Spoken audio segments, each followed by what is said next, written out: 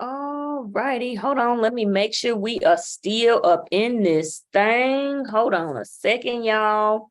We gotta make sure we are still in our faces in the plizace. Hold on just a second. Look, I don't even know what's going on here. All right. All right. All right. Well, I guess we all good out here in these streets. Hold on a minute, y'all. I got to make sure my tech we in here. Oh yeah. Okay, we in here. Let's get it. All right, everybody. Welcome, welcome, welcome to the Rookie Reset. Now, I am Andrea Fitzgerald. I am going to be your host for this evening. I am the support in your building. I am the PL, the professional learner that you may need as a new teacher, because essentially, y'all, just like you may be saying, what the heck is a rookie reset? Well, let me tell you, and I'm gonna tell you who I am. So it would be evenings just like this, y'all, except I would be stressed the hell out because I couldn't have managed my class. So quite frankly, I couldn't figure out this whole teaching thing. So what we do here on the Rookie Reset is provide you with practical tools, tips, and strategies to help you stay in the game, because oftentimes new teachers quit too soon because they're not getting the support they need. And that's really, because of that challenge, that's what motivates me for this Rookie Reset, to provide you with practical tools and tips. So maybe you don't have a first year like I did, because I used to be stressed the hell out. So that's what we do here. I'm the professional learning or the support that you need. Maybe you're like, oh my gosh, I need somebody to help me. Listen, I'm here for you. Let's do it. Because like I said, oftentimes new teachers quit too soon because they are not getting the support they need. So we just want to keep you in the game. So I've been seeing the pictures all on the IG and on the Facebook, and people got all their first day of school pictures. How was your first day of school outfit? Tell me about that. What was your fly? What was a fashionable look for you? And you may be saying, okay, first day of school, got through that, because that's really one of the most important days for you as a new teacher, that very first day of school. So you say, oh, I got through the first day of school. Now what?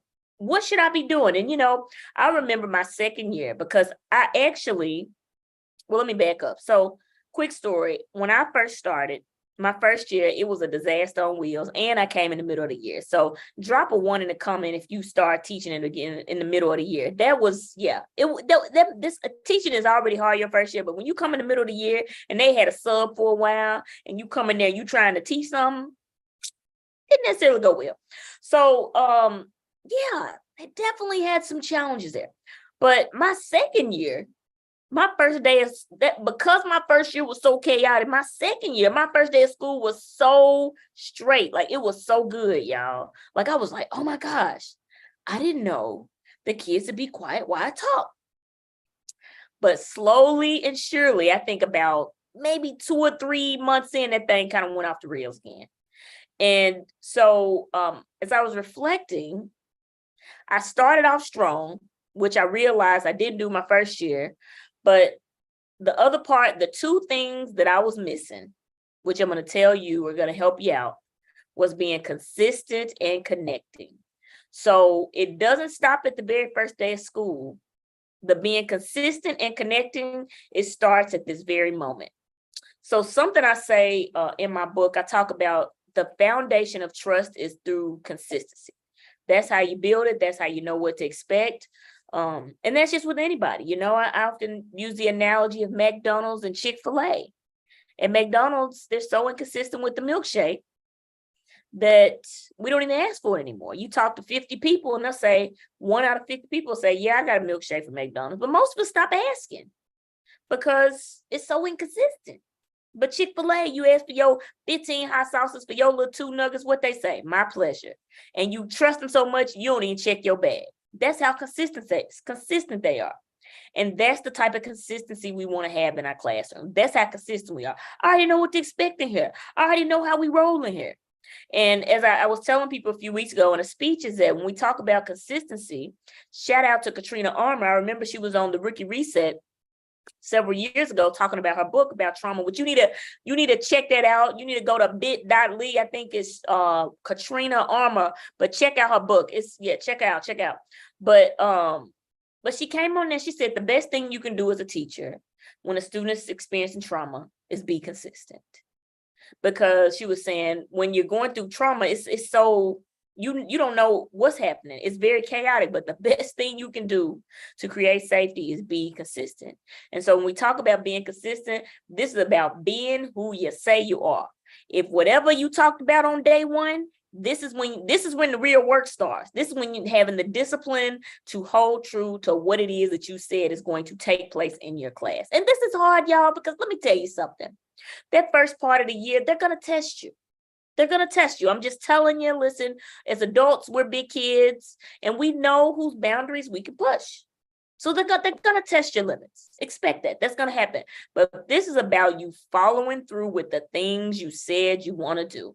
Because a classroom culture is not built on the first day of school. It sets foundation, but the real work is after. You know, I often talk about this, and this is what I had to learn in relationships as well. It's not just having the conversation, it's what you do after, right? It's like learning and doing the work. Same thing. So this is the real work, y'all. And we're going to talk about this. So I want to share with you a few tips to help you start establishing that consistency, and also building connections with your student. Because this process does not stop. This is the first day of school. You set the strong foundation. Now, what do we do? So I want to tell you 2 quick ways to first, let me back up. So let's start with the consistency piece. Okay. So one of the ways to establish, to practice consistency, because you may be saying, okay, this week you probably are not having a lot of content, right? Like we're still getting to know each other. If you're teaching math, like today, you are not just, running through some math problems. That's probably not what you're doing. But you do have opportunities to practice your activities with the same routines that you practice your activities with the same routines that you already set. So for instance, my first week, I knew that we didn't have a lot, like I wasn't going to have a ton of content, right? Like we were probably going to do a pre-test for me to assess where they are, getting their information, some of those things, getting to know them. So I still did the same routines I'm going to do when we have math content. So this is how you do that. I want you to return to your run of show, meaning what happens from the moment students walk in the door to the close of when they leave. What happens? And I want you to think about a possible activity that you could utilize to have them practicing with their specific activity. Hold on a second, y'all. Give me a second. Wait. Okay. All right. So, okay. So for example, with my do now, okay, obviously we are not having the quiz that I usually give when they first enter the classroom. This is my first time seeing you. We don't know each other yet. But what I did do, for instance, my get to know you, the form that they fill out with the parents' phone number, what's their favorite color, stuff like that, that I had that activity at the door, just like I would once we start getting into this is how I grab my do now each day. Having it already, get them in the habit of practicing those routines, because that is a way to establish consistency in your class and getting them familiar with it. So you want to utilize your run of show as an opportunity to practice what they'll be doing every single day. So they're already familiar with how they rock in Miss So-and-so's class, Mr. So-and-so's class, whomever's class. Okay. So go ahead and give them the habit of practicing. Of how they do certain things in your class. So just return to your run of show. So for instance, I'll tell you, we'll look at mine just to give you an example. So I knew that we maybe won't have a lesson, but I do that connection activity. So where I normally would have the meat of the lesson, we practice how we pass our papers up. Okay, so I want you to pass up your activity all the way in, all the way to the right. But this is an opportunity to get them in the habit of how they roll in your class. Because remember, as we said before, that the culture is also, it sets the conditions for learning to take place. And if the management is not strong, you're gonna have a hard time teaching this thing. So we want to, right now, this is the best time to set up the structures for your class, so that learning can actually take place. So that is a very simple one. Practice whatever takes place in your class with different activities. using things that you're connecting with your students at this time anyway. So just think of some ways you can do that. All right. And so now let's shift gears to the connection piece. I want to share with you 2 ways to connect with your students over the next couple weeks. All right. So these are very things you could do probably like tomorrow. The first one I would say is to take a tour of the neighborhood. And I say that because I'd say 2 things are really important here. Connection and context are super important. So as I told you that one of the things I was in relationship school maybe about 3 years ago. And one of the skills that we learned was about when we listen, we LUFU. Well, what's LUFU, Fitz? LUFU means to listen until the other person feels understood. So one of the best things you can do when you listen, when you LUFU somebody, you're getting their world. You're understanding their context. You're understanding what their life looks like, right? Like I remember it was a school that I was serving as a math advisor. And one day I drove through the neighborhood just to understand the context, right? And it was like a food desert. It was all kinds of things. It gave me a level of compassion. And that's what we want to bring to the table, right? Like we want to take the time to understand, like, this is what you're experiencing. And it was interesting when I took a tour of my neighborhood, like I taught at the same high school that I went to. And the neighborhood had changed. It was very different. I had moved away and come back. So it was confusing to me that I was experiencing some of the things I did. So taking a tour of the neighborhood really helped me understand what's really going on. What does daily life look like for you? How can I understand that? So take a tour of the neighborhood. And the second thing I would say, and you can do this tomorrow, I would say by Sunday, call every single parent that you have. Every single one of them, all of them, and introduce yourself, because most people, they're gonna send home the letter, and that's cool. I ain't knocking the letter, the parent newsletter, nice to meet you. I'm da da da da da nice but it's nothing like hopping on that phone and introducing yourself. That, I'm telling you, every year that I have done that, it made my job so much easier. And let me tell you why. The first thing I remember, I told my students that Friday before they left, I said, this weekend I'm calling your parents to introduce myself. I just want to let y'all know. I just want to get to know y'all, get to know your parents. And you know what happened Monday morning when the kids came up and said, like, hey, Miss Fitzgerald, you called my mama. I said, yeah, I did. I said I was gonna do it. I did it. So something happens from that. Number one, you're going back to consistency. I said I was gonna do it, and I did it. That builds trust. But the other thing is that lets him know Miss Fitzgerald will hit my line if she needs to. And you're not calling for anything bad, right? Like, you're calling to introduce yourself. Hi, Miss Fitzgerald, I'm so excited to work with so-and-so this year. And then also I used to have like the document, they used to have like the 5 things about them or whatever. Like some of the things they said, like, oh, I'm super excited to work with them. They told me this and that, just so you're taking an interest in them, right? But you are sending a clear message. I will hit your line if need be. The other thing is, when you call this week, you are getting ahead of the curve. When do most people call home? Drop it in the comments. When most parents call home? I mean, when most teachers ring the parent line? For what? Poor behavior. They're not doing what they're supposed to do. So you're getting ahead of the curve. If something were to happen, I have already established rapport with you. I've already connected with you, and you're saying positive things about their kid. Don't we all want to hear positive things about our children, right? Or even about ourselves? Oh my gosh, they're going to be super excited about that. You're establishing a connection before anything hits the fan. So they know if you call back later in the year, that they're like, oh, okay, she called me when nobody called. She called to say great things about you, and she called me again. And you've already enrolled that parent in support from the crib. Because my first year, I messed that one up. Like, I didn't call the parents. It was some students, we had problems over and over and over. And when I finally called home, good stuff started happening. Call before anything even hits the fan. You are establishing rapport and you are standing out. Most people will not do it.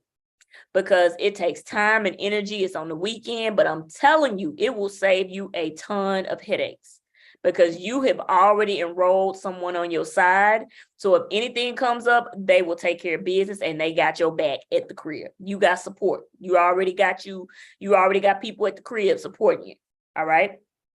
And then I had another thing too. I'll come back to me. But yes, I would recommend that everyone do that. Call every single one of those parents. And I think parents really appreciate that too. They really do, because you took the time on your off day to say, hey, can I connect with you? Can I get to know you?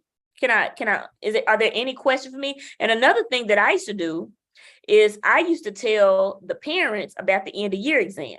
So I already had it in their subconscious, like, okay, at the end of the year, we need to make sure that he or she or they handle their business. I would really love your support in doing that. I'm going to give you everything I got this year to make sure that your child is successful in my class. I want to see them succeed. So super imperative. This is a great way to connect with your students.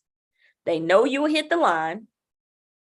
If you need to, they'll be like, dang, you call my parents. Yeah, I will if I need to. You did what you say you're going to do.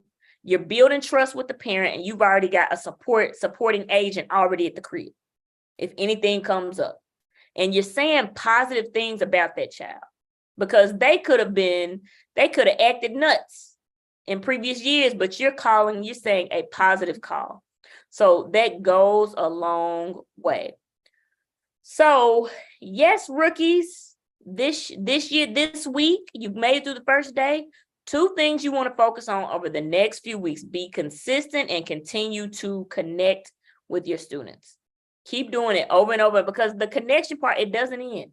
It does not end. In 2 ways to connect: call home, call every single parent that you have for all the students you have, and to take a tour of the neighborhood to get context. Because I'm telling you, that was one of the things that was challenging me. When you don't understand the context, again, we talked about establishing culture, we talked about examining our biases, that can get in the way of students learning from you.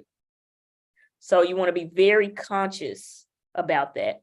And then as far as being consistent, practice your activities through routine. So the things that you know, practice your routines through activities. So the things that you know that are going to take place in your class, even though right now you may not be diving into your ELA, your science, your math, you want to give them an opportunity to practice doing those things with other activities so they can get used to, when I go to Miss Fitzgerald's class, we do the same thing every single day.